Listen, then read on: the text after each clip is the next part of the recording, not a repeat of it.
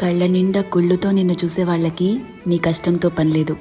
మనసు నిండా ప్రేమతో నిన్ను చూసే వాళ్ళకి నీ లోపాలతో పనిలేదు. కడుపు నిండా ద్వేషంతో నిన్ను చూసే వాళ్ళకి నీ మంచితనంతో పనిలేదు. గుండె నిండా అభిమానంతో నిన్ను చూసే వాళ్ళకి నీ తప్పొప్పులతో పనిలేదు. రక్తం నిండా కోపంతో నిన్ను చూసే వాళ్ళకి నీ పశ్చాత్తాపంతో పనిలేదు. వీళ్లే కాదు, నీ చుట్టూ ఉన్న ఇంకో 100 మంది నిన్ను 100 రకాలుగా చూడొచ్చు. వాళ్ళందరూ వాళ్ళ లోపల ఉన్న ఎమోషన్తోనే నిన్ను చూస్తారు. నిన్ను నిన్నుగా చూడగలిగేది ఆ పైవాడి తర్వాత నువ్వు మాత్రమే.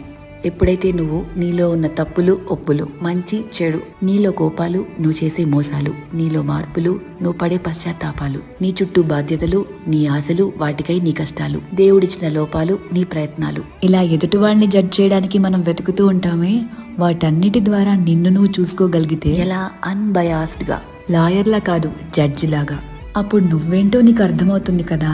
అదే సెల్ఫ్ అవేర్నెస్ అంటే.